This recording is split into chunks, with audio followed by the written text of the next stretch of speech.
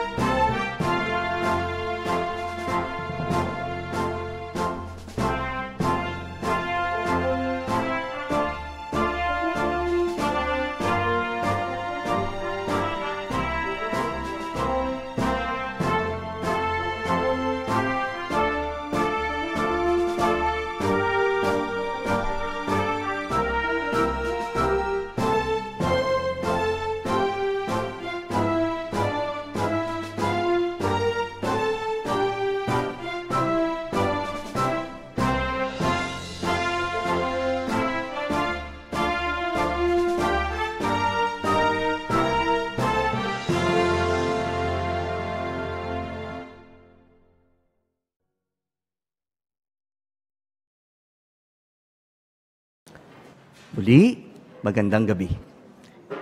Ano ang aabangan natin sa buong programa ngayong gabing ito? Paano natin maipapakitang nagtitiwala tayo sa Diyos na Jehova? Sa nakikitang organisasyon ng Diyos na Jehova, papaano natin din ito ipapakita? Sasagutin ang mga katanungang iyan sa buong programa ngayong gabi. Nananabik rin tayong marinig ang lahat ng pinaghandaan ninyong mga komento na tiyak na nakapagpapatibay sa ating lahat. At mga bahagi na pinagsikapan gampanan. Ngayon pa lang mga kapatid, maraming salamat na po sa inyong mga pagsisikap. Simulan natin ang ating mga pagpupulong. Tatawagin natin si Brother Enrico Carlos para ibahagi sa atin ang paksang ipakitang nagtitiwala ka kay Jehova. Maraming paraan para ipakita ang ating pagtitiwala. Halimbawa, nagtitiwala tayo sa ating pamilya, sa mga kaibigan o mga kakilala natin. Pero bukod dyan, ang pagtitiwala ay nauugnay mismo sa sarili natin o yung tinatawag na tiwala sa sarili.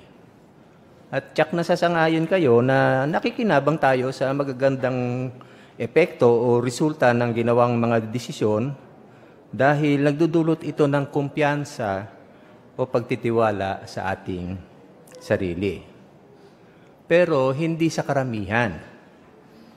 Kasi ayon sa isang statistic, mahigit kumulang na 85% ng mga individual, bagaman may kakayahang magdesisyon at may tiwala sa sarili, ay nakadarama ng pagdududa sa sarili sa ilang yugto ng kanilang buhay at sa ganitong sitwasyon ay naharap sa mga hamon o pagkabigo. O bumanggit tayo ng ilang factors. Halimbawa, dahil sa iyong takot ay nawalan ka ng tiwala sa iyong sarili at wala kang ginawa para desisyonan ang isang bagay. Pwede ring matukso tayong ipasa o ipagkatiwala sa iba yung paggawa ng desisyon. At dahil sa panggigipit ng mga kasama, baka maging mali yung desisyon natin. Ang iba naman ay kumukonsulta pa sa mga guidebook o tagapayo at nagbabayad pa ng malaking halaga para humingi ng payo. Kaya kung gayon, saan ba tayo dapat talaga maglagak ng tiwala para makagawa ng matatalinong desisyon at para mapabuti ang ating buhay? Babasahin natin yung ulat sa Kawikaan chapter 3 verse 5 kung paano tayo tinutulungan mismo ng Diyos na Jehova sa lahat ng aspekto ng ating buhay. Pakisuyo na subaybayan ako sa Kawikaan chapter 3 verse 5. Sabi, magtiwala ka kay Jehova ng buong puso at huwag kang umasa sa sarili mong unawa. Napansin niyo ba yung kahilingan ng Diyos sa unang bahagi ng ating binasa? Oo, gusto ni Jehova na magtiwala tayo sa Kanya ng buong puso. Ibig sabihin, walang pag-aalinlangan. Para sa aming mga bisita at inaaralan, kadalasan na tinutukoy ng Biblia ang puso may kinalaman sa pagkatao ng isang individual. Kasama na ang kanyang emosyon, motibo, pag-iisip, at yung kanyang saloobin. Kaya yung pagtitiwala sa Diyos ay hindi lang base sa nararamdaman natin o tiwala sa ating sarili. Pinipili nating magtiwala sa Diyos dahil kumbinsido tayong alam lang may lalang natin kung ano ang pinakamabuti para sa atin. At ano naman yung babala sa tekstong binasa natin dun sa bandang dulo? Sabi doon, huwag kang aasa sa sarili mong unawa. Bakit? Ang dahilan ay hindi tayo perpekto at maraming beses tayong nagkakamali. Kaya kung didepende lang tayo sa sarili natin o sa nararamdaman natin kapag gumagawa ng desisyon, baka okay naman ang resulta sa umpisa, pero masama pala ang kalalabasan nito sa huli. Maipapakita din natin na nagtitiwala tayo kay Jehova kung aalamin natin at susundin natin yung mga tagubili niya. Paano natin magagawa iyon? Ipagpatuloy natin yung pagbasa sa verse 6. Sabi diyan, isaisip mo siya sa lahat ng tatahakin mong landas at itutuwid niya ang mga daan mo. Itinuturo sa atin ang teksto na magiging matagumpay tayo sa lahat ng bahagi ng ating buhay kung isa sa alang-alang natin ang kanyang kaisipan o kung ano ang pananaw ng Diyos na Jehova sa mga bagay-bagay. At magagawa lang natin iyan kung marubdob nating hihilingin ito sa pamamagitan ng panalangin at pagsunod sa kanyang salita. Hinahayaan din natin ang Diyos na Jehova na ituwid ang ating landas o yung ating daan kung isa sa buhay natin yung mga bagay na ating natutuhan o kung mamumuhay tayo ayon sa kanyang mga pamantayan. Yung isa pang payo na makakatulong sa atin ay yung binabanggit sa Kawikaan chapter 3 verse 7 para maiwasan natin yung sobrang tiwala sa sarili. Sa verse 7 tayo, pakisuyo. Sabi diyan, huwag kang magtiwala sa sarili mong karunungan. Matakot ka kay Jehova at lumayo sa kasamaan. Ibig sabihin nito na ang pagpapakita ng mapitagang pagkatakot kay Jehova ang daan ng karunungan. Kaya tulad ng nabanggit natin kanina, kahit na mabuti yung resulta ng ating nagawang mga desisyon sa buhay, hindi pa rin tayo dapat magtiwala sa sarili nating pagkaunawa. Kasi baka mga tuwiran tayo na napaharap na ako noon sa kalagayang ito. Alam ko na kung ano ang dapat gawin. Hindi ito yung landas ng karunungan na sinasabi ng teksto. Ngayon, paano naman kung tayo ay gumagawa ng pagsulong sa espiritual? dapat din nating ikintal ng karanasan sa ating isip at sa puso na kailangan natin ang pagpapala ni Jehovah upang tayo ay magtagumpay. Ibig sabihin, yung ating pagsulong ay mahahayag o makikita hindi dahil sa pagharap natin sa mga suliranin, taglay ang pagtitiwala sa sarili, kundi sa pagbaling natin kaagad kay Jehovah para sa patnubay niya sa ating buhay. Iyan yung ginawa ng isang sister na makikita natin sa visual aid. Pakisuyo. Yan. Diyan sa ating picture, tinutulungan tayo nito kung kanino tayo dapat magpagabay sa tatahaki nating buhay. Kaya diyan makikita natin na dalawang bagay ang pagpipilian ng sister. Sa bandang kaliwa, makikita natin kung papaano hinuhubog ng sanlibutang ito ang kaisipan ng sister sa pamamagitan ng mga literatures na sumusuporta at nagpapakita na ang pagkakaroon ng mataas na edukasyon ang susi sa matagumpay na buhay. Napansin din ba ninyo yung phrase sa literature na your future starts here? O dito nagsisimula ang kinabukasan mo? Iminumungkahi nito na ang mga aksyon at desisyon na ginawa mo ngayon ay hahantong doon o magdudulot sa iyo ng tagumpay sa hinaharap. Kaya nakakaengganyo nga, ano? Pero sa kanang bahagi naman ng picture, ito yung mga bagay na pwede nating gawing tunguhin para maipakita natin na nagtitiwala tayo sa Diyos na Jehovah. At ito yung pinili nung Korea ng sister natin, no? Tiyak na na-motivate yung sister na ito na tularan yung mga kapatid na nasa maliit na picture na nagpalawak ng kanilang spiritual na mga tunguhin. Meron din siyang application form para sa pagbubuluntaryo. At makikita din natin dyan sa table niya yung tour guide sa wikang Korean para sa Watchtower Educational Center na mga saksi ni Jehovah sa Patterson, New York. Marahil, balak niyang bumisita dyan, o baka tunguhin pa nga niya na makapag-aral din sa Gilead School. May binabrowse pa siya sa kanyang tablet kung saan pa mapapasulong niya ang kanyang paglilingkuran sa Diyos. Kaya sa pahayag na ito, nalaman natin na, maraming salamat sa pictures, nalaman natin na talagang napakabuti at napakamaibigay ng ating Ama sa langit. Bagaman binigyan niya tayo ng kalayaan na gumawa ng desisyon, gusto niya na sa Kanya lang tayo magtitiwala dahil ito ang pinakamabuti para sa atin. Kumusta naman tayo mga kapatid? Mayroon tayong personal question na dapat sagutin. Nagpapagabay ba ako kay Jehovah sa lahat ng ginagawa ko? Masasagot natin iyan kung ipapakita natin na nagtitiwala tayo sa Diyos at ginagawa natin ang mga bagay-bagay ayon sa paraan at kalooban niya. Balik tayo sa ating chairman. Maraming salamat, Brother Enrico Carlos, sa malinaw at mahusay na paghayag sa amin ng bahaging iyan. Isa sa mga naisulat ko, kapag nagtiwala ka ng buong puso sa Diyos na Jehovah, nangangahulugan, wala itong pag-aalinlangan. Maraming salamat. Nagbigay rin ng kanina ng tip si Brother Carlos. Binulungan niya ako, Kevin, baka gusto mong mag-download ng mga tour brochures sa iba't ibang panig ng daigdig. Mada-download yon sa jw.org tungkol sa amin mga tours sa Bethel. Kaya kung gusto niyong bisitahin, i-download ang mga tour brochures na iyan.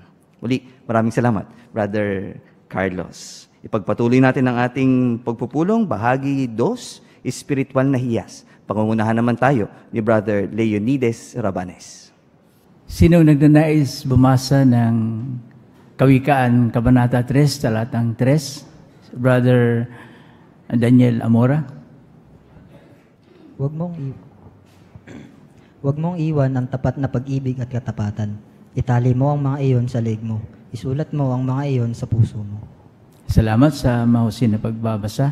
Ang tanong, paano natin maitatali sa liig at maisusulat sa puso natin ang tapat na pag-ibig at katapatan. Sister Spirulina Rabanis. Kapag mayroon po tayong kwintas na sobrang pinapahalagahan natin, malamang na lagi po natin itong suot sa leeg natin. Sa katulad na paraan po, gusto ni Jehovah na pahalagahan natin ng lubusan ang tapat na pag-ibig at katapatan na para bang nakasuot po ito sa leeg natin at kitang-kita ng lahat. Isinusulat din naman po natin ito sa ating puso kapag ipinapakita natin sa buong pagkatao natin na tapat tayo, kasama po doon yung mga saloobin, iniisip, sinasabi at ginagawa natin. Salamat. May karagdagan pang punto? Brother Alboro sa harap. Dapat nating lubhang pahalagahan ang maibiging kabaitan at katapatan at hayagang ipakita ang mga ito, kagaya ng gagawin natin sa isang mamahaling kwintas. Kailangan din nating isulat ang mga katangiang ito sa ating puso. Ano pat ginagawa itong mahalagang bahagi ng ating pagkatao. Salamat. Sa pangalawang tanong, sa pagbabasa ng Biblia para sa linggong ito, anong spiritual na hiyas ang nagustuhan mo? Sister Raila Moyo. Sa Kawikaan 3:5-6, napapatibay ako nito na lubos na magtiwala sa Diyos na Jehovah ng buong puso at hindi ako umaasa sa sarili kong unawa. Dapat tayong umasa sa patnubay ng Diyos na Jehovah imbes sa sarili ko kapag gumagawa ng mahalagang desisyon. Kaya ang pagtitiwala sa Diyos na Jehovah ay hindi lang base sa nararamdaman natin, kundi pinili natin na magtiwala sa Diyos dahil kumbinsido ako na alam ni Jehovah na kung ano ang pinakamabuti para sa atin. Salamat. Sister Irene Pahilagot. Binanggit po ng 3:9 na parangalan mo si Jehovah ng iyong mahalagang pag-aari. Kasama po pala dito sa mahalagang pag-aari natin ay yung ating panahon, lakas at mga tinatangkilik na magagamit natin sa paglilingkod sa Diyos na Jehovah. Kaya sisikapin ko po na magkaroon ng regular na schedule ng ministry, pagdadaos ng Bible study, return visit at regular na pagbo-volunteer at gamitin yung lakas ko sa paglilingkod kay Jehovah sa abot ng aking makakaya. Salamat. Sister Jennifer Homo. Sa Kawikaan 3:21-23 po, nakita ko na napakahalaga po talaga ng karunungan mula sa Diyos na Jehovah kasi nagdudulot po ito sa isa ng kapayapaan, kapanatagan at buhay. Kaya yung kakayahan din pong mag-isip na binanggit sa teksto ay nagbabantay din po ito sa ating ikabubuti. At nakita ko dito po yung katangian ni Jehovah na pag-ibig na siyang naitampok dahil pinoprotektahan po tayo ng karunungan mula sa Kanya at ganun din ang pag-ibig na pinakita niya ay nagdudulot po ito ng kapanatagan sa isa. Salamat. Sister Ungkingko. Dito po sa 3:11 at 12, natutuhan ko dito na bukod ang disiplina pala ay karaniwan ang nagmumula sa ating magulang at sa Kristiyanong kongregasyon. Pero natutuhan ko na bukod doon, yung pagbubulay-bulay pala sa mga kasulatan na ginagawa ko pagka personal akong nag-aaral, ito rin ay pagtanggap ko ng payo sa Kanya at kapahayagan nito ng pag-ibig ni Jehovah para sa akin. Salamat po. Brother George Moyo, Limuel Moyo. Sa pananaw ng sanlibutan, kung sino yung mararahas, sila yung hinahangaan. Sabi nila, ang galing nito sa sports niya. Lagi siyang champion. Ang totoo, huling laban niya, knock-out yung kalaban niya. Minsan naman sa mga pelikula, ang galing niyang gumanap. Ma-action talaga. Action star ito eh. Pero sabi doon sa atin, sa payo ng Kawikaan 3:31, huwag tayong mainggit sa mga mararahas o piliin man lang ang kanilang landas.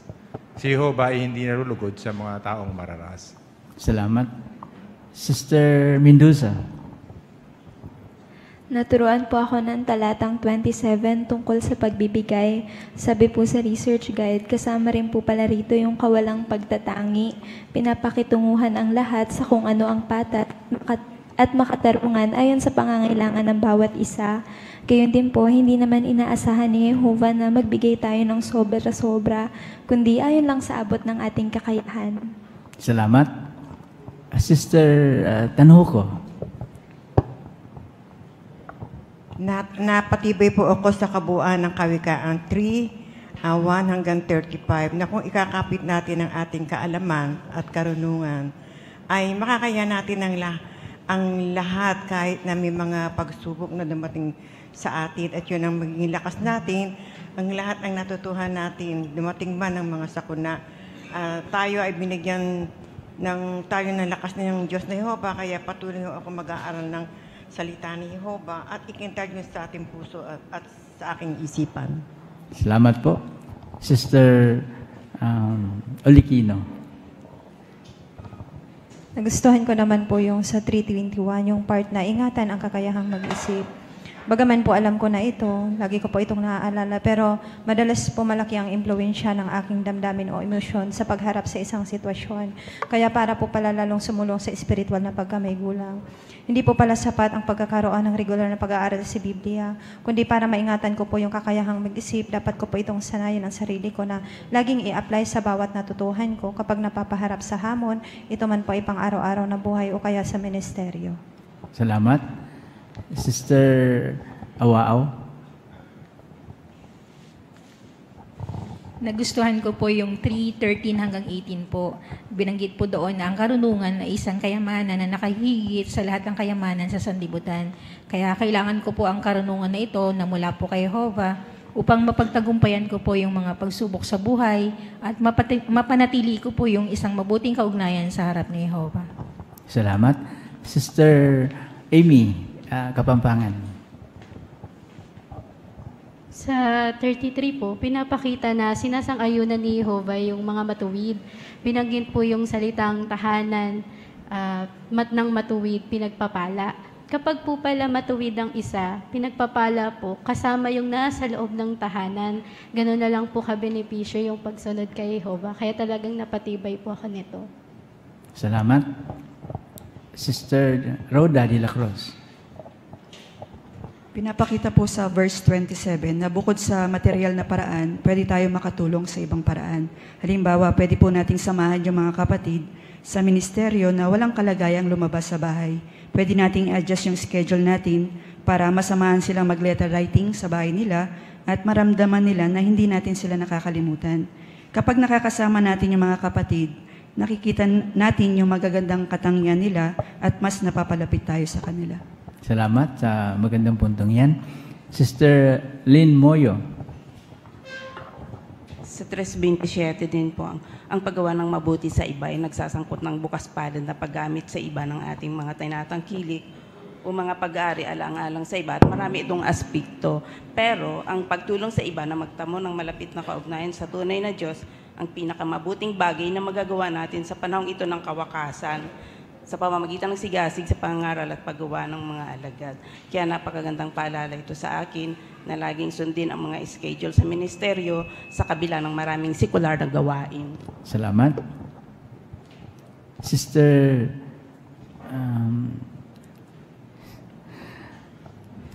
okay. Mariano po.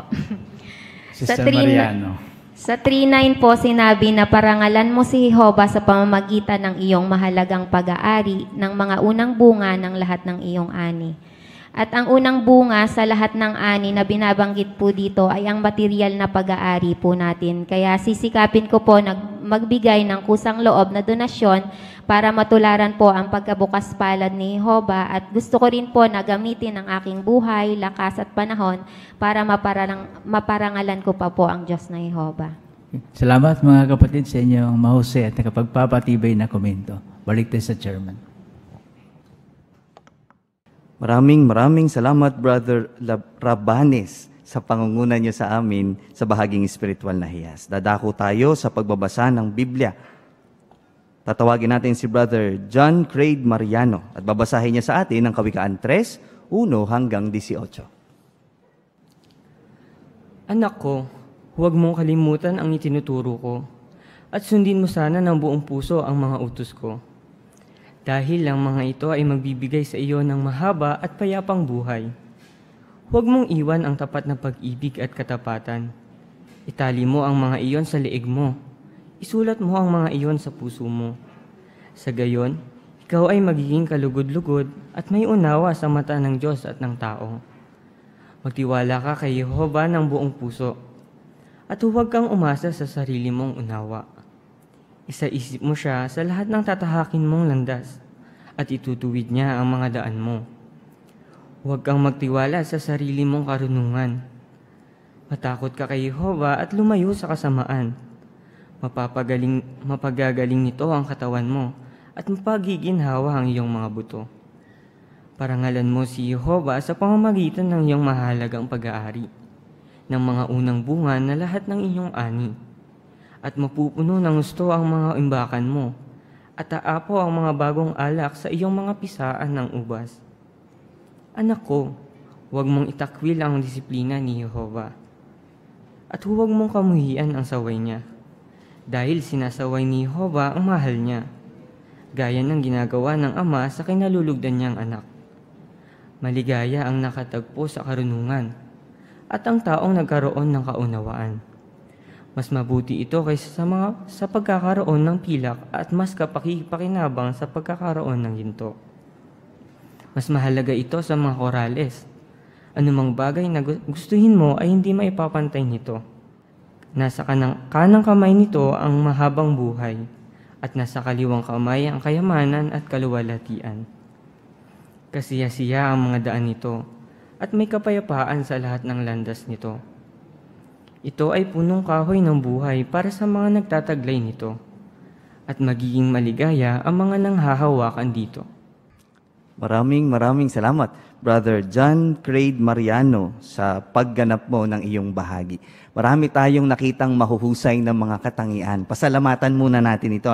Mahusay ang kanyang pananamit, pagtingin sa audience at pagkumpas. Nakikita niyo rin ba yung galaw ng kamay niya, mga kapatid? Dito sa gilid, kitang-kita ko, bagaman hindi masyadong nakikita sa screen, pero nakikita ko gumukumpas, empatiko siya. Nadadama niya ang kanyang binabasa. Tinitingnan natin si Brother JC sa Aralin 12, mabait at may empatya. Paano natin maipakikita ito sa pagbabasa ng Biblia? Merong tip, ang sabi dito sa brochure, maging natural sa pagpapakita ng emosyon, hindi pilit o sobra. Lagyan ng damdamin ng pagbabasa at ibagay ito sa binabasa mo. Pero huwag hayaang doon lang mapunta ang atensyon ng tagapakinig. Hindi si JC nagbasa na parang theatrical, na para bang nagpapahayag siya sa teatro. Hindi. Kundi isang malumanay, masarap pakinggang paraan ng pagbabasa. No? May mga diin din. Kung binabasa natin yung binabasa niya, para kasing kinakausap tayo ng teksto. At gano'n ang pinagsikapang gawin ni Brother JC. Kaya muli, Brother John Craig Mariano, maraming salamat sa mahusay na pagganap sa iyong bahagi. Pupunta tayo sa bahaging maging mahusay sa ministeryo. Pagpapasimula ng pakikipag-usap. Ito ang setting. Sagutin ng isang karaniwang pagtutol. Paano kaya ito gagawin? Panoorin natin sina Sister Jael Felicitas at Sister Pinky Carlos. Pakisuyo po. Magandang araw po sa inyo. Kumusta po kayo? Naku, hindi magandang araw ko ngayon at marami akong ginagawa. Busy ako. Pwedeng sa iba ka na lang pumunta. Naku, wrong timing po yata ako ngayon. Pasensya na po ha. Nung nakaraan nandito kayo, tapos ngayon nandito na naman kayo. Hindi naman ninyo nasasagot yung mga problema namin. At wala namang pakialam ang Diyos. Pwede ko ba bang malaman kung bakit niyo po nasabi yun? Kasi sunod-sunod ang mga problema ko. Di pa nga natatapos yung isa, meron na naman. Parang walang katapusan. Na-stress na talaga ako. Totoo po yun, naiintindihan ko po kayo. Kasi kahit ako po may problema din eh. Saka kahit anong katayuan po natin, relihiyon, nakakaranas po tayo ng mga problema. Iba-iba nga lang po. Pero natutuwa po akong sabihin sa inyo sa ngayon na ang Diyos po may magagawang solusyon sa lahat ng mga problema natin, kahit sa mga pinakamaliit na mga problema natin. Pero paano ka naman nakakasiguro? Ayun, yun po yung gusto kong i-share sa inyo ngayon. May dala po akong downloaded na Bible dito. Gusto ko po i-share ito yung isang pangako po ng Diyos dito po sa Apocalypse 21:4. Pwede pong pakibasa po. At papahirin niya ang bawat luha sa mga mata nila at mawawala na ang kamatayan, pati ang pagdadalamhati at ang pag-iyak at ang kirot. Ang dating mga bagay ay lumipas na. Totoo ba itong nabasa ko? Opo, napakaganda po ng pangako po ng Diyos, no? Matagal na po niyang pinasulat ito para mabigyan tayo ng pag-asa. Kaya, at marami pa po siyang pinangakong mga na pinasulat sa Biblia po. At yun yung gusto kong i-share sa inyo sa susunod. Kaya wag po tayong mawawalan ng pag-asa. Talaga? Oho. At pwede po bang malaman kung anong available time nyo para puntahan ko kayo dito? Siguro araw ng Sabado, bandang hapon. Wag sa umaga kasi lagi akong busy. Marami akong gawain. Ayan, sakto po. Pupuntahan ko po kayo sa Sabado. At Jael po pala pangalan ko. Anong pangalan niyo po? Ako naman si Pinky. Salamat po.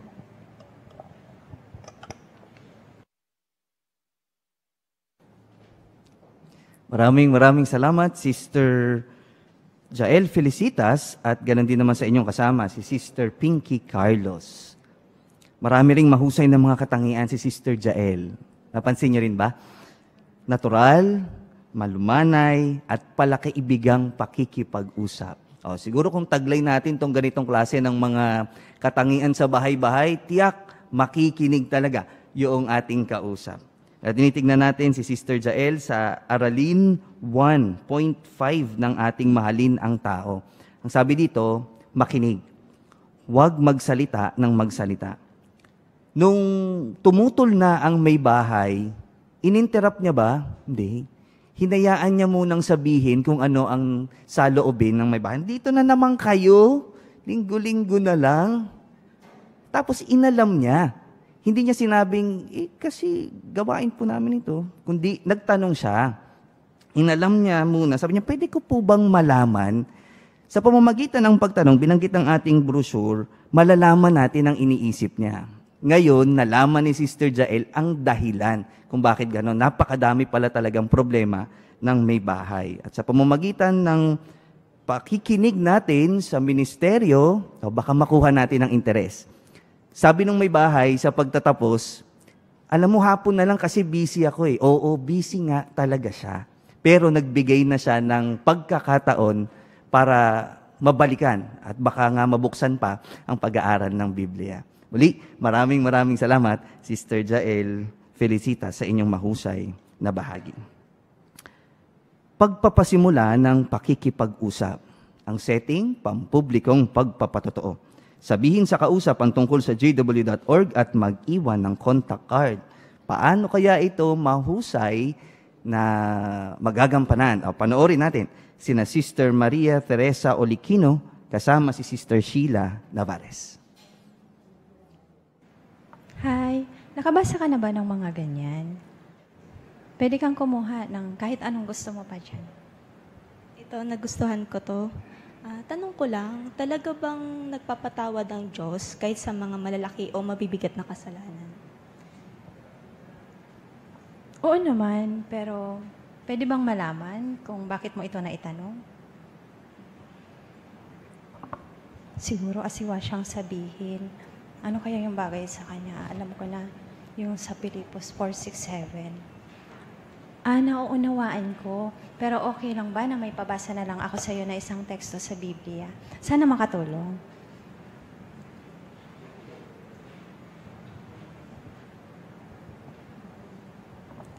Huwag kayong mag-alala sa anumang bagay, sa halip ipaalam nyo sa Diyos ang lahat ng pakiusap nyo sa pamamagitan ng panalangin at pagsusumamo na may kasamang pasasalamat, at ang kapayapaan ng Diyos na nakahihigit sa lahat ng kaisipan ang magbabantay sa inyong puso at isip sa pamamagitan ni Kristo Jesus. Salamat sa iyong pagbasa. napansin mo ba, sabi dito, sa binasa mo, na may isa pala tayo na pwedeng sabihan ng lahat ng niloloob o anumang laman ng puso natin na hindi natin masabi. Hindi ba gano'n naman talaga kapag mayroon tayong nahihingahan ng mga problema natin, talagang nakagagaan ito ng ating damdamin. At may magandang binanggit dito, sabi dito, ang kapayapaan ng Diyos na nakahihigit sa lahat ng kaisipan ang magbabantay sa inyong puso kapag naisasabi mo ito sa panalangin. Di ba ang ganda? Oo nga, ang ganda. Nakaka-touch naman nung shinare mo sa akin. Pero sorry, hindi ko talaga kayang i-share sa'yo. Pero tanong ko lang, memorize mo ba yung Bible? Ay, hindi naman. Siguro nagiging familiar lang kasi meron kaming ginagamit na website na jw.org. Ayan, makikita mo din dyan sa baba ng publikasyon. Ayan. Naglalaman niya ng maraming paksa hango sa Biblia. Kung gusto mo, pakita ko sa iyo yung isang karakter sa Biblia kung saan kahit nakagawa siya ng napakabigat na kasalanan, ay napatawad siya ng Diyos. Talaga may ganon. Kaso, tinitingnan ko kasi yung oras papasok ako sa work. Ay, ganun ba? Sige, ganito na lang. Bibigyan kita ng contact card. Ayan. Nandyan yung aking cellphone number, tapos yung aking pangalan. Ano palang pangalan mo? Ako si Sheila. Salamat, Sheila. Message ka sa akin kapag okay ka na, tapos pag-usapan natin yung tungkol dun sa kahit nakagawa tayo ng kasalanan, mapapatawad pa rin yun ng Diyos. Sige, salamat. Sige, salamat. Maraming salamat, Sister Olikino. Ganon din naman sa inyong kasama, si Sister Sheila Navares. Marami din tayong napansing mahuhusay na mga katangian ni Sister Olikino. Ganyan din tayo, malamang kapag nasa public witnessing, pleasant, maayos ang pananamit, o madaling lapitan. Nakita nating lahat iyon kay Sister Olikino. Tinitingnan natin si Sister Olikino sa Aralin 3.3 ng ating brochure na Mahalin ang Mga Tao. Magpakita ng empatya. Paano natin gagawin ang bagay na iyon? Binanggit ng brochure, isipin kung ano ang nararamdaman niya.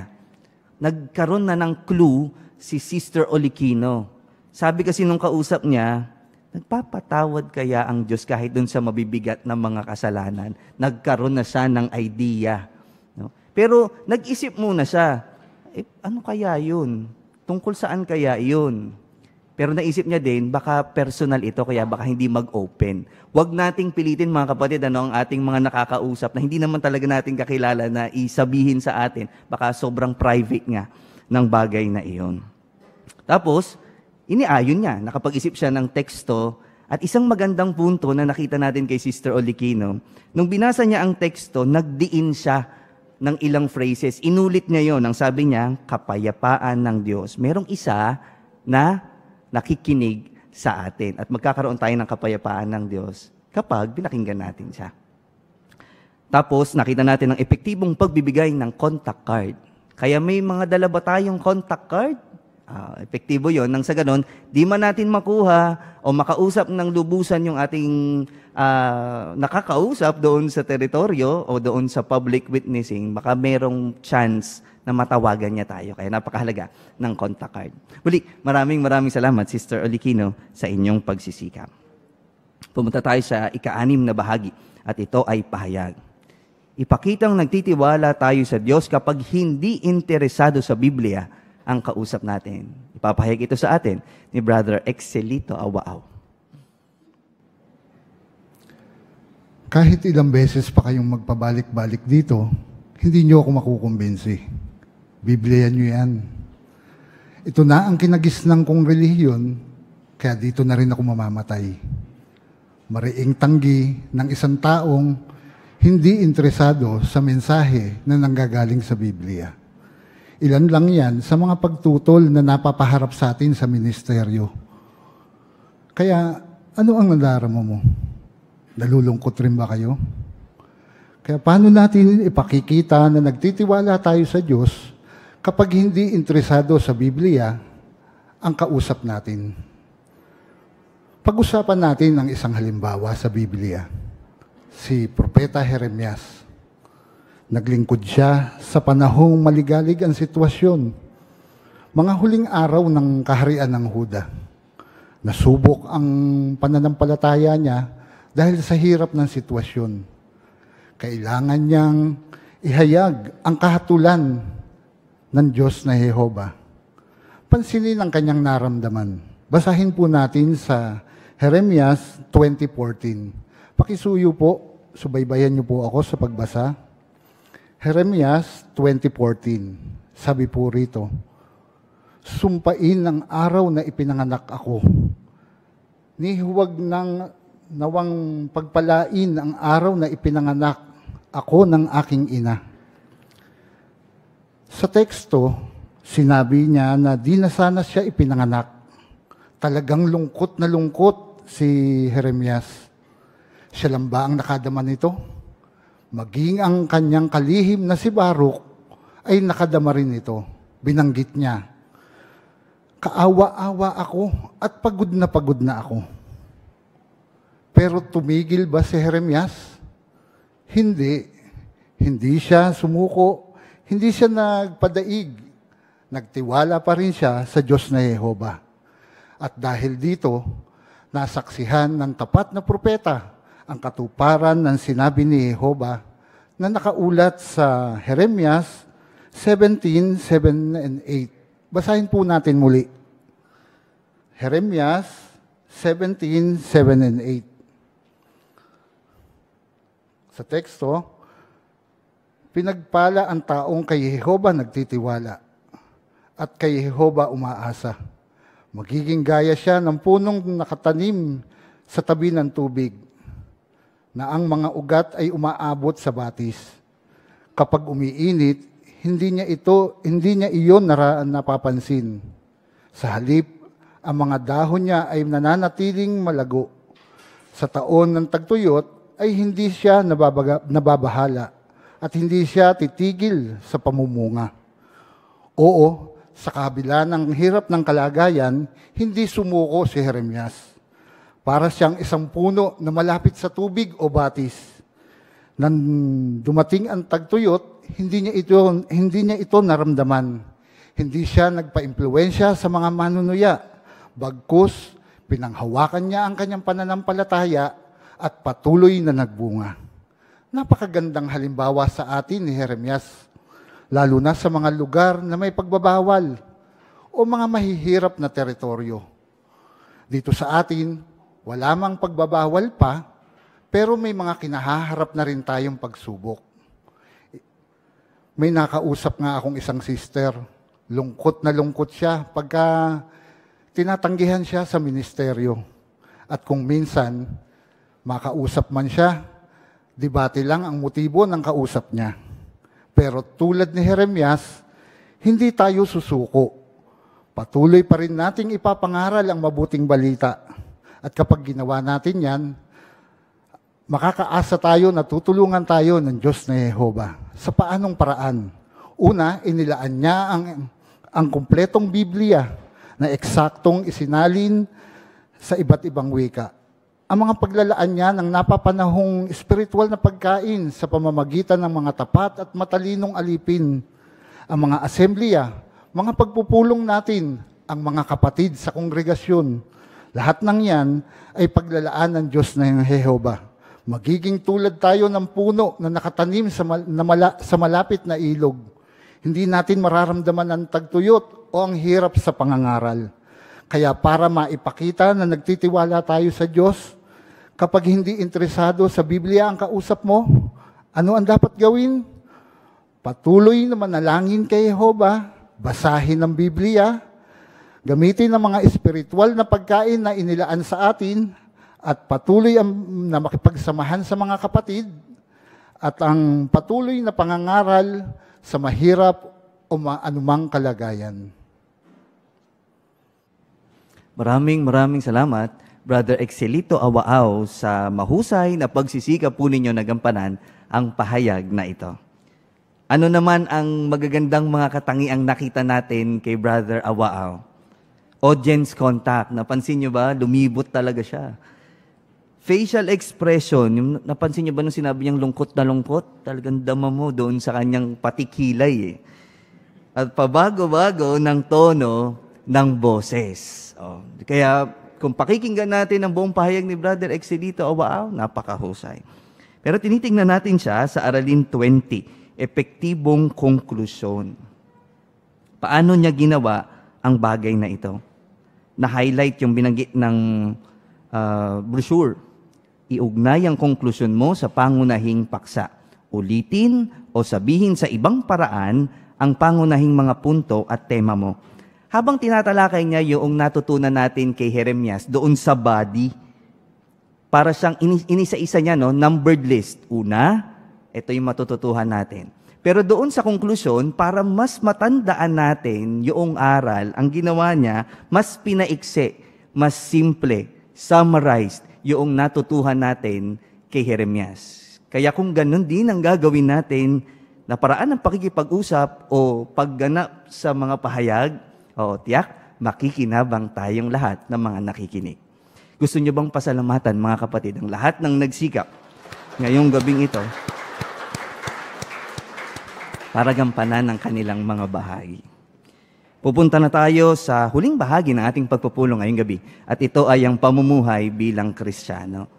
Sama-sama tayo muli na tumayo at awitin natin ang song number 124. May pamagat, ipakita ang katapatan. Ito ay hango sa awit 18:25. Pakisuyo ng himig.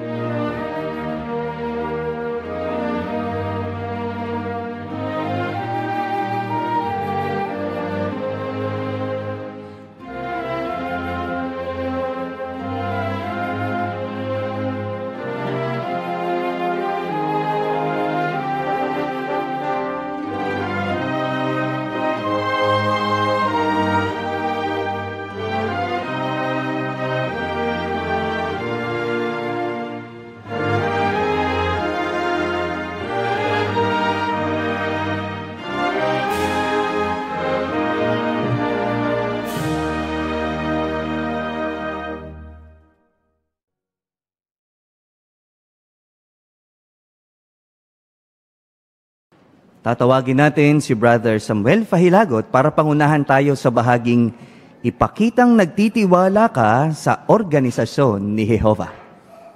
Nagtitiwala ka ba sa organisasyon ni Jehovah? Kamusta kapag mayroong tagubilin na ibinibigay ang organisasyon? Baka mas madali nating sundin ang tagubilin kung galing ito sa salita ng Diyos. Pero kung galing sa mga di perpektong mga tao, baka mas mahirapan tayong sumunod. Baka nga dahil hindi natin naiintindihan o hindi kasang-ayon sa tagubiling ito. Pero bakit hindi tayo nagtataka na gumagamit si Jehovah ng mga di perpektong tao para manguna sa bayan niya? At bakit makapagtitiwala tayo sa mga tagubilin ng organisasyon ng Diyos? At bakit dapat nating sundin ang mga desisyon ng mga pinagkakatiwalaan ni Jehovah na manguna sa atin? Ilan yan sa mga tanong na sasagutin natin sa bahaging ito. Pero bago natin sagutin iyan, nais muna nating basahin ang binabanggit ng unang teksto sa Malakias 2:7. At pakisuyo na pwede nating basahin ito, mga kapatid. Sino yung gusto bumasa ng Malakias 2:7? Sister Relox, pakisuyo. Marlene?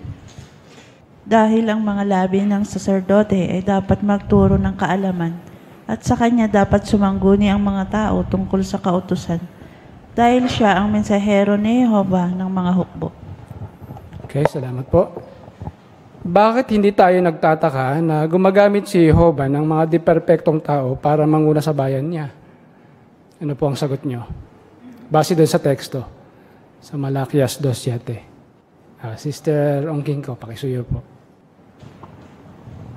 Dahil ayon po sa teksto, nung sinaunang panahon mga Israel, gumamit din ang Diyos ng mga saserdote para ipaalam yung kautusan ng Diyos sa mga tao.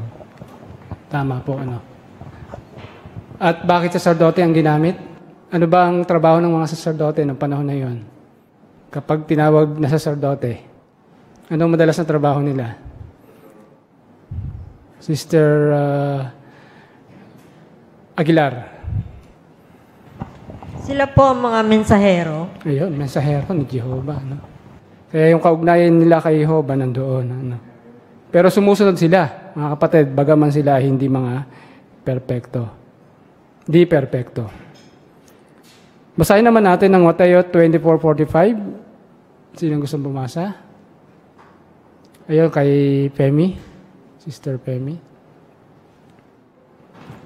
Sino talaga ang tapat at matalinong alipin na inatasan ng Panginoon niya sa mga lingkod ng sambahayan nito para magbigay sa kanila ng pagkain sa tamang panahon?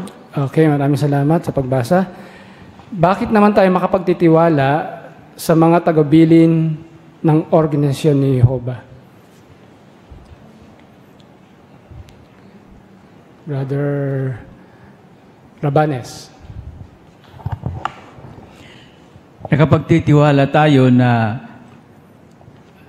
ang ating natatanggap sa organisasyon ni Jehovah ay makapagtiwalaan natin dahil mula ito sa ang nag-atas nito ay ang Panginoon at walang iba kundi ang Panginoong Hesukristo at ang atas ay mula sa kanyang ama na si Jehovah.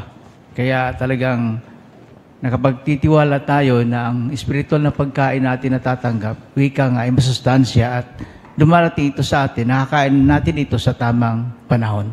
Okay, salamat po. Anong tawag sa kanila ayon sa teksto? Sister Moyo. Sila ay tinatawag na tapat at matalinong alipin. Okay, salamat po. Tama, ano? At mga di-perpektong mga tao din sila, ano? Hebreo 13:17. Sinong gusto bumasa? Sister Alburo. Maging masunurin kayo sa mga nangunguna sa inyo at maging mapagpasakop dahil patuloy nila kayong binabantayan na isinasa isip na mananagot sila para magawa nila ito ng masama at hindi nagbubuntong hininga dahil makapipinsala ito sa inyo. Okay, salamat po. Bakit dapat nating sundin ang mga desisyon ng mga pinagkakatiwalaan ni Jehovah na manguna sa atin? Sister Pahilagot. Ayon po sa teksto, para magawa nila ito ng masaya at hindi nagbubuktong hininga. Okay, salamat. Sino yung mga nangungunang ito?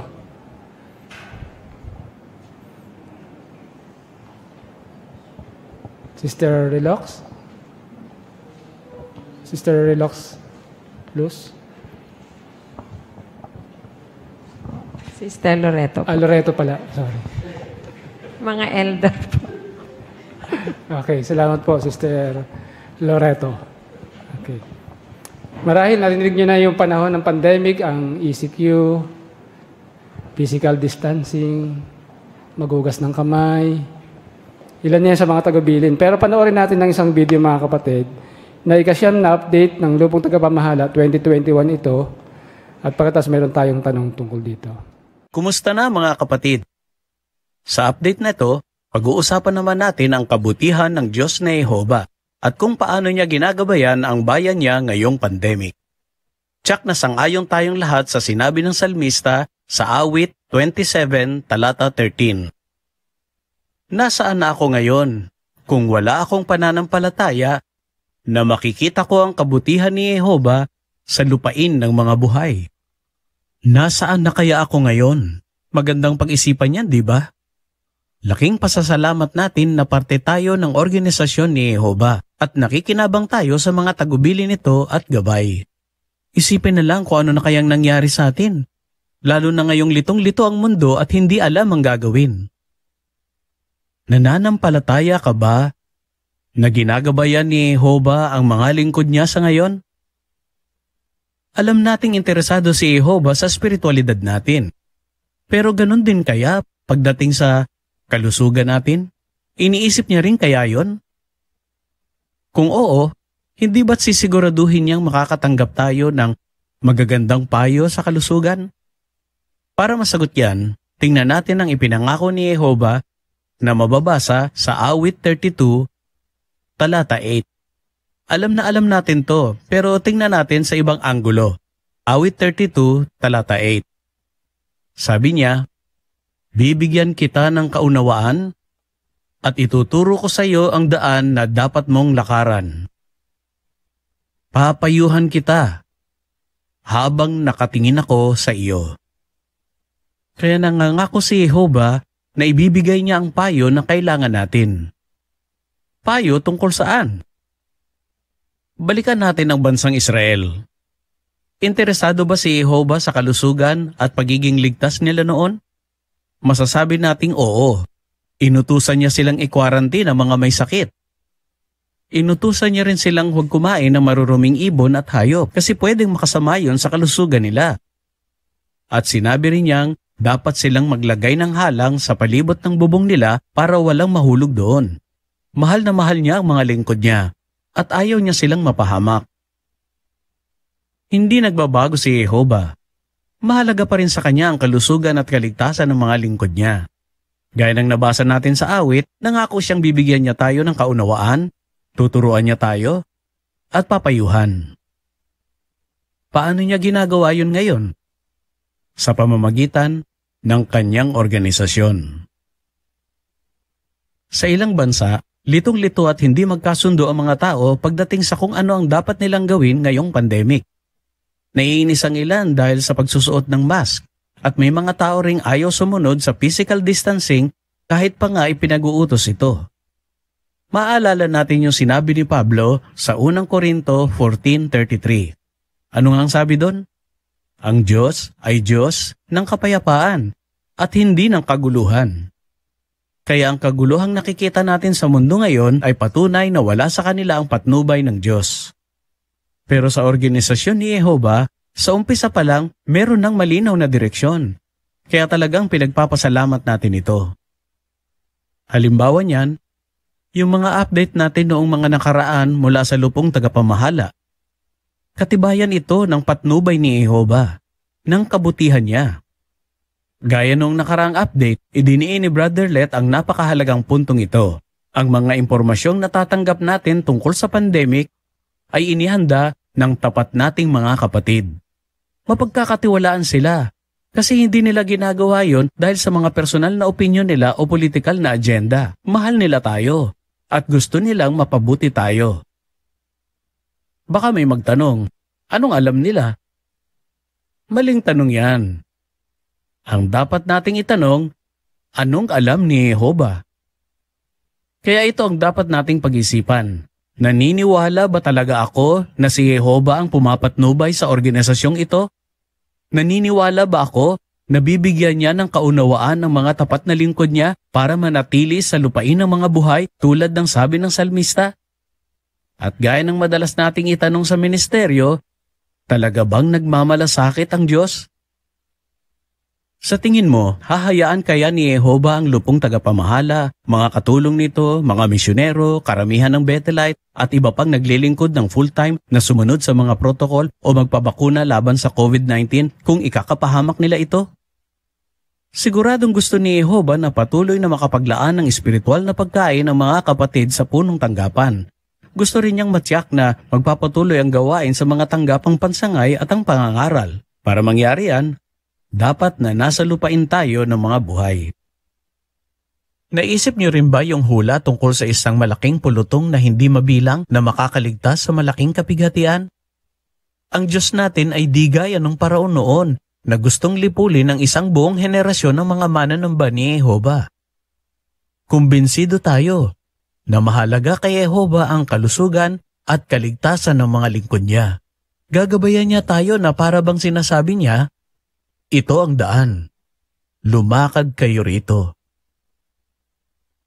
Kapag may ginagawa tayong isang bagay, gusto nating matiyak kung pinagpapala ito ni Jehovah para malaman kung tama ba ang ginagawa natin. Kaya ang tanong, pinagpala ba ni Jehovah ang mga ginawa natin ngayong pandemic? Oo, pinagpala niya.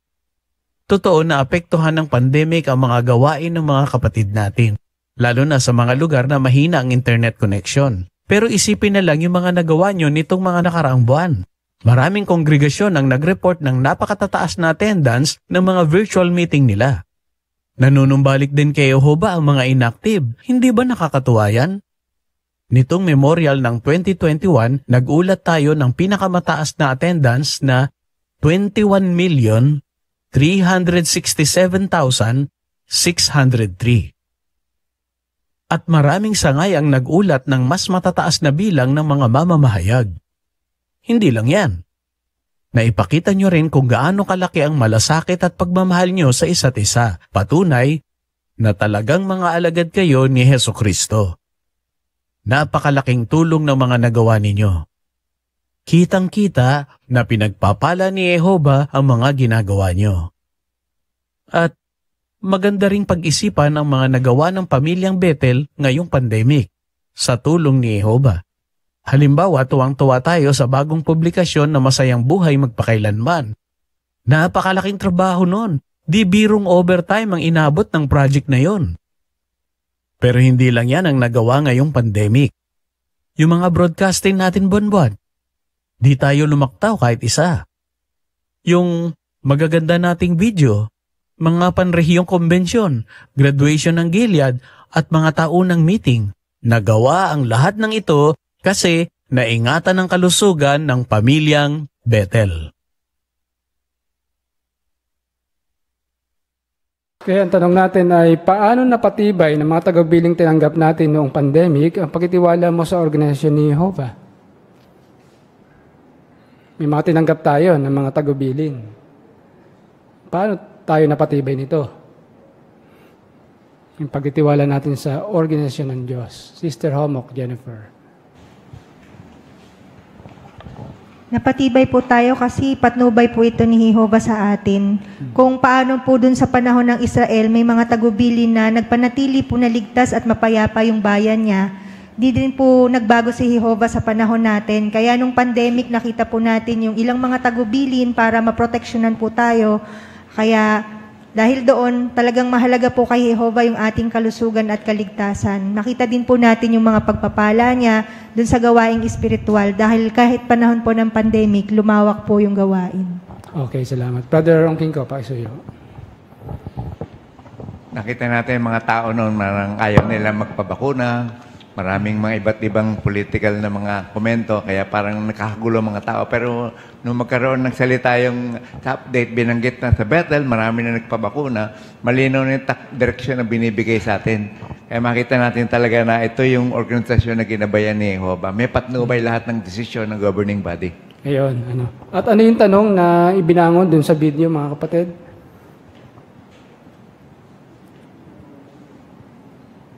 Tandaan niyo ba yung tanong? Hahayaan ba ni Jehovah yung lupong tagapamahala, yung helper niya, misyonero, Bethelite, full-time service, servant, yung protocol hinggil sa pagbabakuna sa COVID-19 kung ikapapahamak nila ito? Sumunod sila doon. At nakita natin yung mga kapatid ay naging buhay. Ano? Kaya anong pagpapala ngayon ang tinanggap natin? Nasabi ng Sister Homo kanina yung maraming publisher, yung ulat. Ano pa? Sister Ongkinko. Naging pagpapala din sa bagamat pandemic, patuloy tayong tumatanggap ng mga espiritual na pagkain tulad ng mga assembleya, yung mga broadcasting, lahat natugunan dahil yun. Okay, maraming salamat Sister Ongkinko. At tumaas yung bilang ng dumalo sa memorial. Noong 2021, ilan ang dumalo? 2021, natandaan niyo ba? Ilan ang dumalo? 21,367,603. Pero ang namatay ng COVID-19 mula 2020 hanggang 2023 ay 14.9 million. Pero ang dumalo sa memorial, mas marami kaysa sa namatay. Kaya nakita natin talagang marami pa ang pagpapala ni Jehovah. Nagawa ang lahat ng iyan dahil naingatan ng kalusugan ng pamilyang Bethel. Kaya, magtiwala sa organisasyon ng Diyos ni Jehovah. Ibalik natin sa chairman. Maraming salamat, Brother Samuel Fahilagot, sa pangunguna sa amin sa bahaging ito. Ipagpatuloy natin ang pag-aaral ng kongregasyon sa Biblia sa pangunguna naman ni Brother Jordan Limqueco. Welcome muli sa pag-aaral ng kongregasyon sa Biblia. Ipagpapatuloy natin ang pag-aaral sa Kabanata 23 na pakinggan ninyo ang pagtatanggol ko. Tatalakayin natin ngayong gabi ang 9 hanggang 15. At ang ating tagapagbasa ay si Brother Manuel Relox. Dito tayo sa unang subtitulo na Hindi Totoo ang Usap-usapan. Halaw ito sa Gawa 21, talatang 22 hanggang 26. Ating pabasa ang number 9. Kumusta na naman ang mga usap-usapang si Pablo raw ay nagtuturo sa mga Hudyo na nasa ibang mga bansa na huwag utuliin ang mga anak nila at huwag nang sundin ang mga kagulian. Si Pablo ay isang apostol sa mga hentil at sa mga hentil niya idiniin na hindi sila kailangan sumunod sa kautusan. Ipinakita rin niyang maling hikayatin ang mga mananampalatayang hentil na magpatuli bilang pagsunod sa kautusang Mosaiko. Ipinangaral din ni Pablo ang mabuting balita sa mga Hudyong nasa mga lungsod na dinalaw niya. Siguradong ipinaliwanag niya sa mga tumutugon sa kanyang mensahe na pinawi na ng kamatayan ni Jesus ang kautusan at na maipahayag na matuwid ang isa dahil sa kanyang pananampalataya, hindi dahil sa pagtupad niya sa kautusan. Maraming salamat sa tanong. Ano ang itinuro ni Pablo hinggil sa kautusang Mosaiko? Ano yung itinuro niya? Kay Brother Tuason po. Maliwanag na itinuro ni Pablo na pinawi na yung kautosang Mosaiko sa pamagitan ng kamatayan ni Jesus. Maraming salamat. Kay Sister Loreto po. Tinuro din po niya na maipahahayag na matuwid ang isa dahil sa kanyang pananampalataya, hindi dahil sa pagtupad niya sa kautusan. Maraming salamat po. Kanino ba niya idiniin yung turong yun? O yung kautosang yun? Sa mga ano? Hey, Sister Loreto po. Kasi nga po si Pablo, apostol ng mga hentil. Kaya yung sinabi niya na yun, idiniin niya yun sa mga hentil na hindi na sila kailangan sumunod sa kautusan. Maraming salamat po.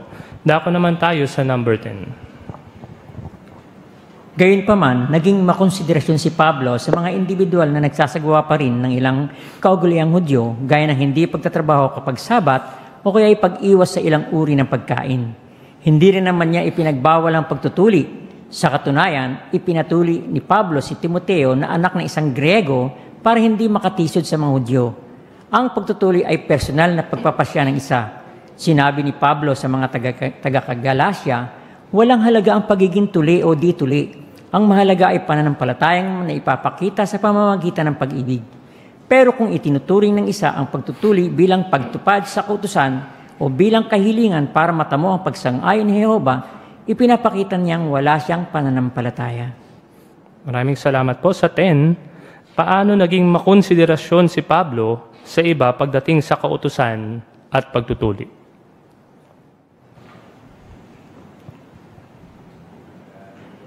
Kay Brother Tuason po.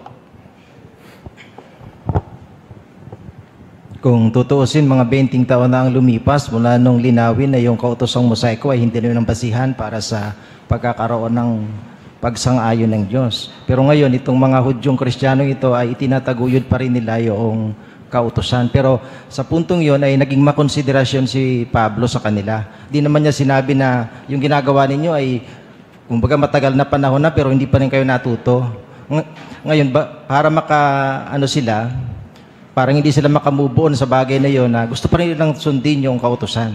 Pero sabi ni Pablo, huwag ninyong hamakin yung mga kumakain. Huwag hamakin yung mga kumakain, yung mga hindi kumakain. At huwag naman hatulan ng mga kumakain, yung mga hindi kumakain. Kaya sa puntong yon, naging makonsiderasyon siya, bagaman mahaba-habang panahon na yung bagay na yon. Maraming salamat po. Sinong gustong magkomento sa Gawa 16:3?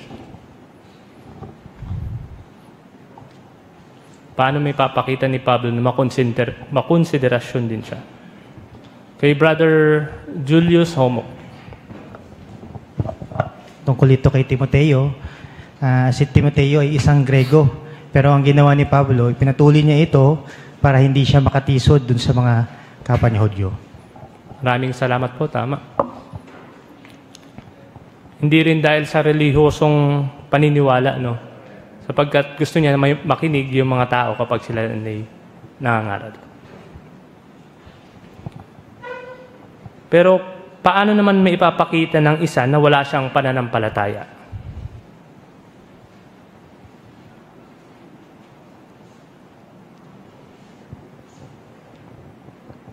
Pwede bang maipakita?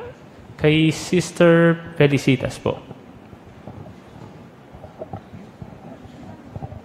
Kung itinuturing po ng isa ang pagtutuli bilang pagtupad sa kautusan o bilang kahilingan para matamo ang pagsang-ayon ni Jehovah. Tama po. Maraming salamat. Dako naman tayo sa 11.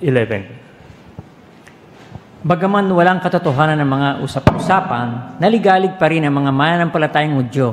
Kaya naman, tinagubilinan ng matatandang lalaki si Pablo. May 4 na lalaki sa amin na nasa ilalim ng panata. Isama mo ang mga lalaking ito at linisin mo ang iyong sarili sa seremonyal na paraan kasama nila at sagutin mo ang mga gastusin nila para mapaahitan nila ang kanilang ulo. At malalaman ng lahat na hindi totoo ang usap-usapan tungkol sa iyo, kundi namumuhay ka kaayon ng kautusan.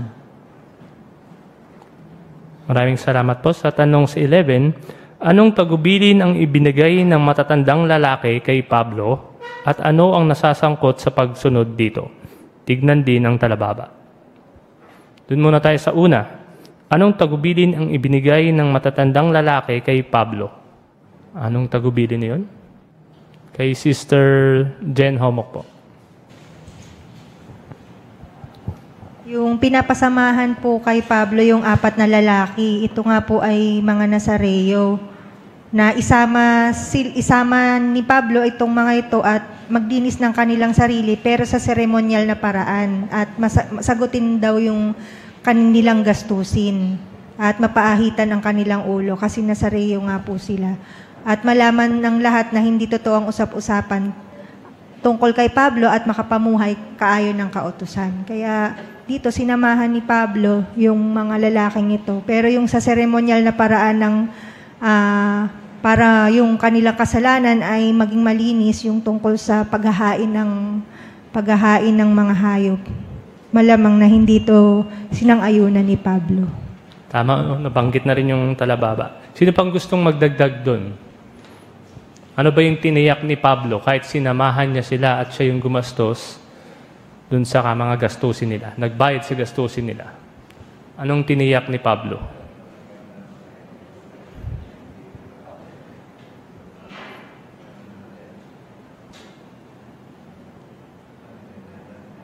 Kay Sister Jen Homok po ipagpapatuloy.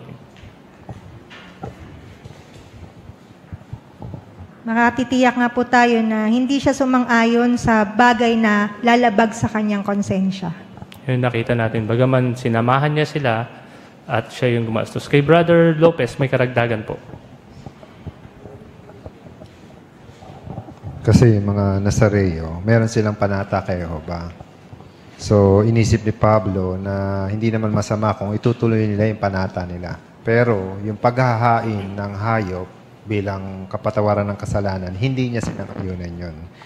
Ayon sa talababa, makatitiyak tayo na hindi sumasang-ayon si Apostol Pablo sa anumang bagay na labag sa kanyang konsensya. Maraming salamat po. Sa 12 naman tayo. Pwede sanang sabihin ni Pablo na ang talagang problema ay ang pagkapanatiko ng mga mananampalatayang Hudyo sa kautosang mosaiko at hindi ang mga usap-usapan tungkol sa kanya. Pero handa siyang makibagay hanggat walang nalalabag ng mga simulain ng Diyos. Hindi pa natatagalan, sumulat siya. Sa mga nasa ilalim ng kautusan, ako ay naging gaya ng nasa ilalim ng kautusan, kahit na wala ako sa ilalim ng kautusan, para maakay ko ang mga nasa ilalim ng kautusan. Sa pagkakataong ito, nakipagtulungan si Pablo sa matatanda sa Jerusalem at naging nasa ilalim ng kautusan. Mainam na halimbawa para sa atin ang ginawa ni Pablo. Matutularan natin siya kung makikipagtulungan tayo sa mga elder at hindi ipinagpipilitan ang gusto natin. Maraming salamat po sa tanong sa 12. Paano ipinakita ni Pablo na marunong siyang makibagay at makipagtulungan sa matatanda sa Jerusalem? Kay Sister Lynn Moyo po. Sumulat siya sa 1 Corinto 9:20 na sinasabi sa mga nasa ilalim ng kautusan, ako ay naging gaya ng sa ilalim ng kautusan. Kahit na wala ako sa ilalim ng kautusan, para maakay ko ang mga nasa ilalim ng kautusan. Kaya hanggat walang nalalabag ng mga simulain ng Diyos si Pablo, siya ay nakibagay. Maraming salamat po. Ano po sana yung pwedeng sabihin ni Pablo? Kay Brother Awao. Sumunod naman siya doon sa mga kagustuhan ng mga matatanda. Bagamat kinukonsider pa rin nila yung kautosang mosaiko, sinunod pa rin yan, pero hanggat hindi nalalabag yung kautusan ng Diyos. Kaya naging flexible siya. Hindi siya kumontra, hindi niya nilabag yung mga, hindi naman kumukontra sa kautusan ng Diyos. Maraming salamat po. Kay Sister Pahilagot.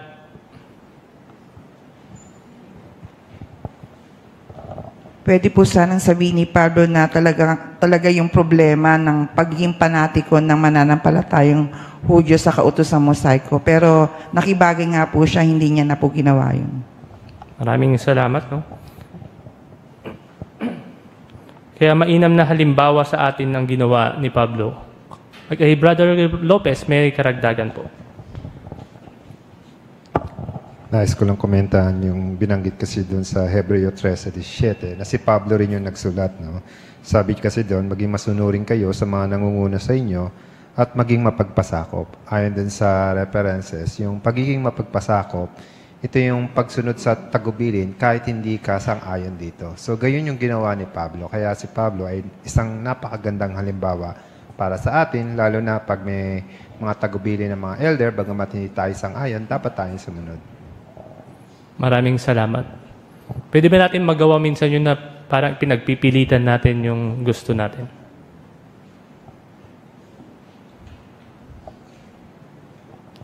Kay Brother Alboro. Huwag nating ipilit yung ating sariling kagustuhan, kundi kung ano yung pinag-usapan ng body of elders, doon tayo magpasakop. Maraming salamat po. Kay Sister Pahilagot, may karagdagan po. Baka may particular na kaayusan sa loob ng kongregasyon na hindi natin gusto, tapos pinagpipilitan natin yung sa sarili lang natin. So hindi maganda yon, hindi pagsunod yun sa mga elder. Kaya wag natin ipagpilitan yung gusto natin. Maraming salamat po kung paanong si Pablo ay nakibagay. Sinong gusto namang magkomento sa larawan?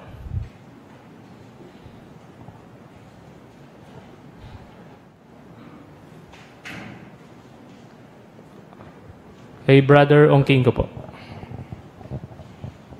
Doon sa unang tagpo, makita natin yung matatanda, yung nanonood sa Jerusalem at ang kaharap ay si Apostol Pablo. Sinasabi nila yung rekomendasyon nila. Si Pablo ay hindi tumutol, nakikinig lang siya dahil iniisip niya wala namang nilalabag na simulain. At doon sa kabilang tagpo naman ay merong pinagbobotohan ng mga elders kung sasangayon sila lahat. Pero yung isang elder, nag-iisip siya, tama ba to? Sasangayon ba ako rito? So, ang punto ay yung halimbawa ni Pablo, kung wala namang nilalabag na simulain, ay ang isang elder magpapasakop sa kararami na pasya. Maraming salamat po. Dako naman tayo sa sunod na subtitulo, hindi siya dapat mabuhay, sa number 13. Hindi maganda ang nangyari kina Pablo sa templo. Malapit nang matapos ang panata ng mga lalaki nang makita si Pablo ng mga Hudyo mula sa Asya. Pinaratangan nila siyang nagpapasok ng mga hentil sa templo. Pagkatapos, nagpasimula sila ng gulo. Kung hindi umawat ang komandante ng mga sundaling Romano, tiyak na napatay na subugbog si Pablo. Nakaligtas nga siya sa pambubugbog, pero dinakip naman siya ng komandante. Mula ng araw yon, mahigit 4 na taon pa ang ililipas bago siya makalaya. At hindi pa rin siya ligtas sa kapahamakan. Nang tanungin ng komandante ang mga Hudyo kung bakit nila sinasalakay si Pablo, iba't ibang akusasyon ang isinigaw nila. Sa gitna ng gulo, walang naintindihan ng komandante. At dahil umiigting na ang sitwasyon, kinailangan dalhin si Pablo palayo sa kaguluhan. Nang ipapasok na si Pablo sa kwartel ng mga sundalong Romano, nakiusap siya sa komandante. Pakiusap, payagan mo akong magsalita sa mga tao. Pumayag ang komandante. May pagtatanggol na ngayon ni Pablo ang pananampalataya niya. Maraming salamat po. Sa tanong sa A, bakit nagpasimuno ng kaguluhan sa templo ang ilang Hudyo? Kay Sister Simon. Nang makita ng mga Hudyo si Pablo na kasama yung 4 na lalaki na gumawa ng panata, nagparatang sila na si Pablo daw ay nagpapasok ng mga hentil sa templo. Kaya doon nagpasimula ang gulo. Maraming salamat po. Bakit kapag nagpapapasok si Pablo ng hentil, bakit sila nagagalit doon o nagre-react?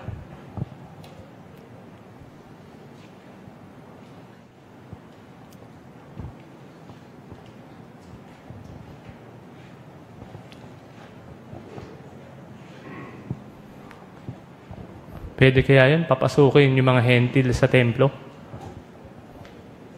Kay Brother Loreto po.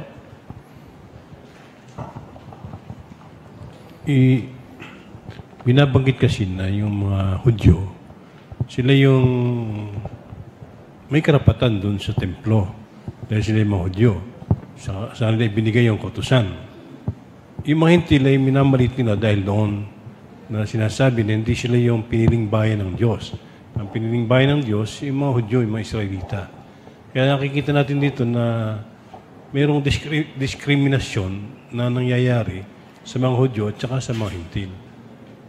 Maraming salamat po. Kaya doon nagsimula yung kaguluhan. Sa B, paano nakaligtas naman si Pablo? Kay Brother Doom. Nakaligtas nga si Pablo sa pambubugbog kung hindi umawat yung komandante ng mga sundalong Romano. Maraming salamat. Ano pang ginawa ng mga tao kay Pablo? Kay Brother Relox J.E. Nakaligtas nga po si Pablo sa pambubugbog pero dinakip naman siya ng mga komandante. Kaya mula po ng araw na iyon, mahigit na 4 na taon po yung nakalipas bago po siya makalaya at hindi pa rin po siya ligtas sa kapahamakan. Maraming salamat. Tapos anong sumunod na nangyari? Kay Sister Jen Homok po. May mga iba't ibang akusasyon po na isinisigaw nila laban kay Pablo. At dito nga naguguluhan na yung komandante na kung saan kailangan na siyang dalhin papalayo, pero ipinasok siya sa kwartel. Kaya dito, nakiusap siya na makapagsalita siya o umapila at maipagtanggol yung kanyang pananampalataya. Maraming salamat. Kaya tignan natin kung paano niya ipinagtanggol yung sarili niya. Dito tayo sa 14 and 15. Pakinggan ninyo ang pagtatanggol ko, sabi ni Pablo. Kinausap niya ang mga tao sa wikang Hebreo, kaya nanahimik ang mga ito. Tuwiran niyang ipiniliwanag kung bakit tagasunod na siya ni Kristo ngayon. Buong husay siyang bumanggit ng mga impormasyong pwedeng kumpirmahin ng mga Hudyo kung gusto nila. Nag-aral si Pablo sa paanan ni Gamaliel at pinag-usig niya ang mga tagasunod ni Kristo, gaya ng alam marahil ng ilang naroroon. Pero habang nasa daan papunta sa Damasco, nakipag-usap sa kanya sa pangitain ang binuhay muling si Kristo. Nakita ng mga kasama noon ni Pablo ang nakasisilaw na liwanag at may narinig silang tinig, pero hindi nila ito naintindihan. Pagkatapos, inakayang nabulag na si Pablo ng mga kasama niyang papuntang Damasco. Doon, makahimalang ibinalik ni Ananias, isang lalaking kilala ng mga Hudyo, sa rehiyong iyon ang paningin ni Pablo. Isinalaysay pa ni Pablo na nang makabalik niya sa Jerusalem, nagpakita sa kanya si Jesus sa templo. Sa puntong ito, nagalit ng gusto ang mga Hudyo at nagsigawan. Dapat mawala ang mga taong yan sa ibabaw ng lupa dahil hindi siya dapat mabuhay. Para iligtas si Pablo, ipinag-utos ng komandante na ipasok na siya sa kwartel ng mga sundalo. Gusto talagang malaman ng komandante ang dahilan kung bakit galit na galit ang mga Hudyo kay Pablo. Kaya ipinag-uutos niyang ipagtatanungin ito habang hinahagupit. Pero ginamit ni Pablo ang kanyang legal na karapatan at sinabing isa siyang mamamayang Romano. Kinagamit din ngayon ng mga mananamba ni Jehovah ang kanilang legal na mga karapatan para ipagtanggol ang kanilang pananampalataya. Nang malaman ng komandante na isa palang mamamayang Romano si Pablo, naisip niyang kailangan niyang gumawa ng ibang paraan para makakuha ng higit pang impormasyon. Kinabukasan, nagpatawag siya ng pagpupulong sa Sanhedrin, ang Korte Suprema ng mga Hudyo, at iniharap niya roon si Pablo. Maraming salamat po. Sa tanong sa 14 and 15 sa A, ano ang ipinaliwanag ni Pablo sa mga Hudyo? Ano ba yung pinaliwanag ni Pablo sa mga Hudyo? Kay Brother Joso. Pinaliwanag niya po kung bakit tagasod po siya ni Kristo ngayon at bumanggit po din po siya ng mga impormasyon pwedeng kumpirmahin ng mga Hudyo. Maraming salamat. Sinong gustong magkomento doon sa Gawa 9:7 at Gawa 22:9? Kay Brother Ongking ko po. Kung titingnan natin yung sinabi ni Pablo dito sa, may footnote dito na parang wala silang narinig yung mga kasama niya. Pero pag tinignan natin doon sa iba pang ulat ng Biblia, may narinig sila pero hindi nila naintindihan. Yung palang ginamit na salita ron ay pwede manghulugan na narinig pero hindi naintindihan. Kaya yung sa diwa na wala silang narinig, yung paraan ng narinig ni Pablo, hindi nila narinig. Na narinig at naunawaan. Narinig lang na tunog lang pero wala silang naunawa. Kaya doon sa Tagalog, in-adjust na eh. Tapi may narinig sila pero hindi naunawaan. Maraming salamat po. Kay Brother Loreto po. Doon sa pagkakataon na nangatiwiran si Pablo, ang gamit ng salita, yung salita ng mga Israelita, Hebreo. Kaya doon nung nagsalita siya ng Hebreo, narinig yun ng mga nandoon at sila ay nakinig. Kasi wika nila yun. Yung ibang mga sundalo na naroon, ibang pang mga Griego, maaaring hindi na naintindihan yun. Pero sila partikular na kinausap ni Pablo sa salita na yun. At makikita natin doon yung naging pangatwiran ni Pablo tungkol sa pangyayari sa buhay niya. At alam ng mga Hudyo na si Pablo ay isang Pariseo, isang Romano, at alam nila na meron siyang legal na karapatan bilang isang Romano, bilang isang mamamayan, ng isang paglilitis na tama. Hindi basta paparusahan lang siya. Maraming salamat po. Dito tayo sa B. Anong mahakbang ang ginawa ng komandanteng Romano para malaman kung bakit galit na galit ang mga Hudyo?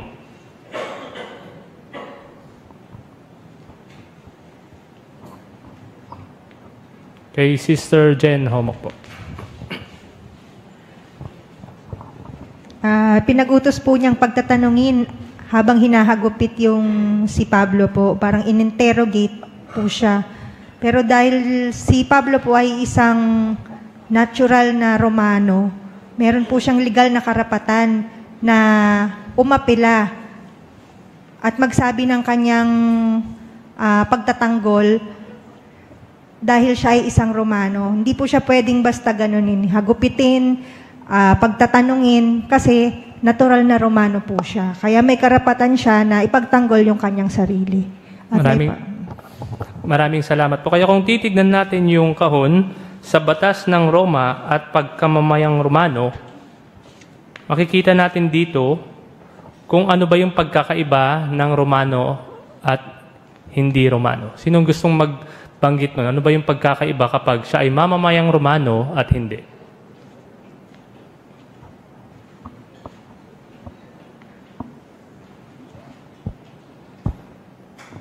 Kay Brother Olikino.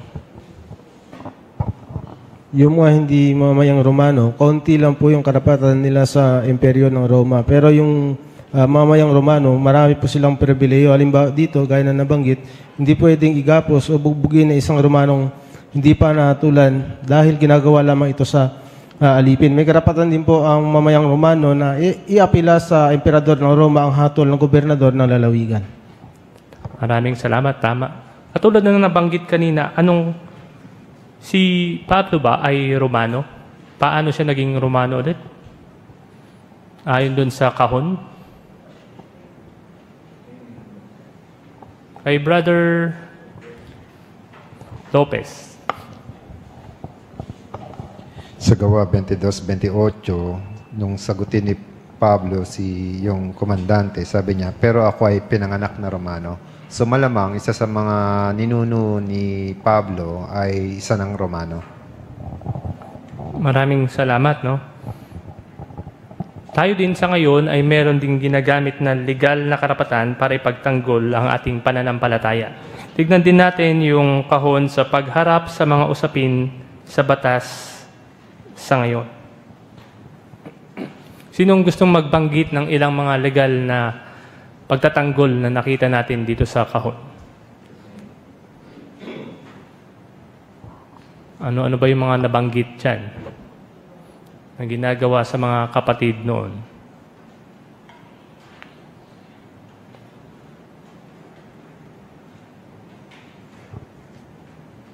Kay Brother Ongking ko po. Parang katulad ni Pablo ay ginamit niya yung kanyang karapatan para ipagtanggol yung mabuting balita. Tayo rin, pinag-uusig, lalo ng mga binanggit dito, 1920s, 30s, inuhuli mga kapatid dahil may dalang literatura, hinahanapan ng lisensya. Sabi nila, dapat commercial yan, merong lisensya.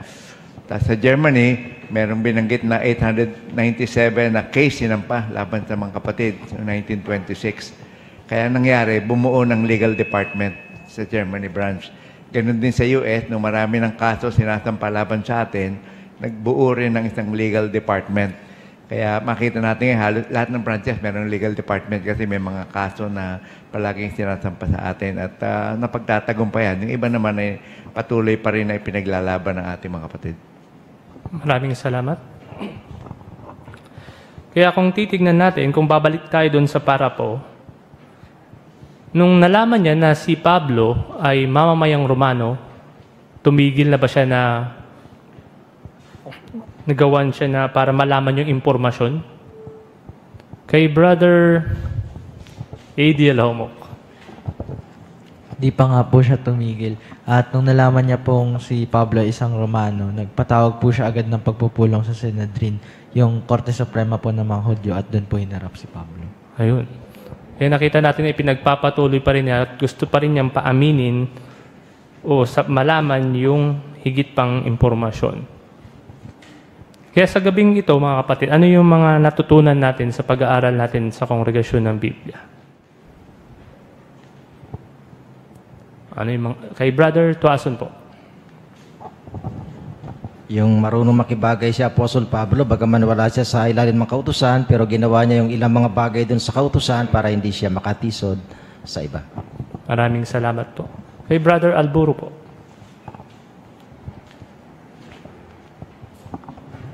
Natutunan din natin dito ang tungkol sa pagtanggap ng Diyos na Jehova sa lahat ng uri ng tao para sa kaligtasan.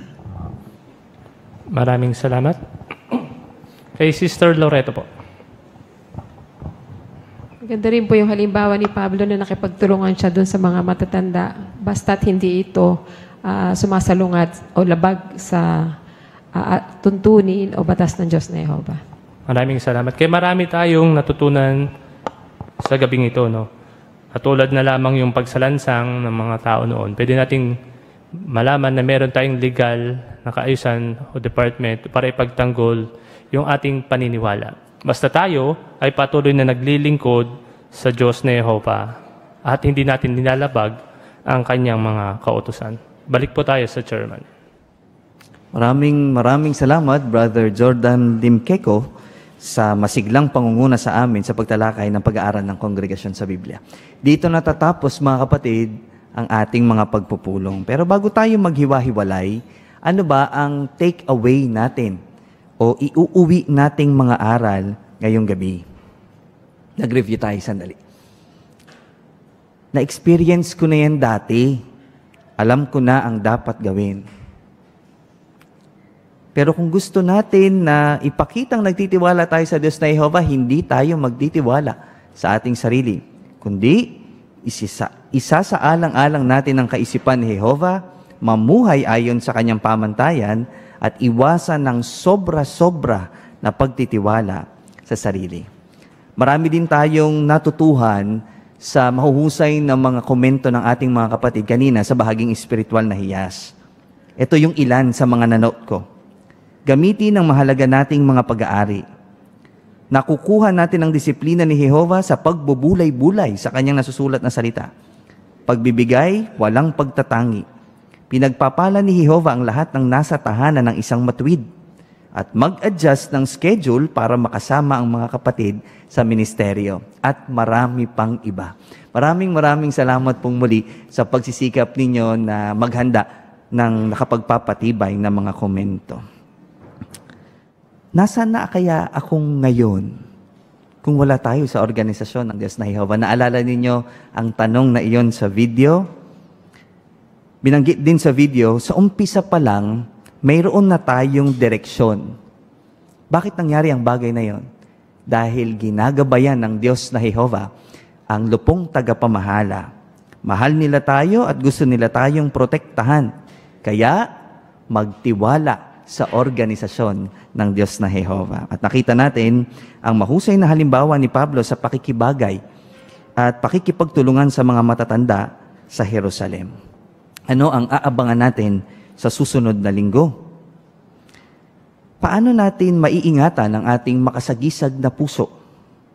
Ano ang ipinakikita ng Kawikaan 4:18 pagdating sa spiritual na pagsulong ng isang Kristiyano? Magsisimula na ang kampanya sa pinakamahalagang araw sa buong isang taon. Kailan? Abangan. Ang lahat ng yan ay tatalakayin natin sa susunod na linggo. Isara natin ang masayang pagpupulong ngayong gabi sa pamamagitan ng pag-awit muli ng papuri sa Diyos na Jehovah. Awitin natin sama-sama ang song number 57. Kung nasa inyong kalagayan, inaanyayahan ko kayong muling tumayo. At awitin natin ang Song 57, Mangaral sa lahat ng uri ng tao. Ito ay hango sa unang Timoteo 2:4.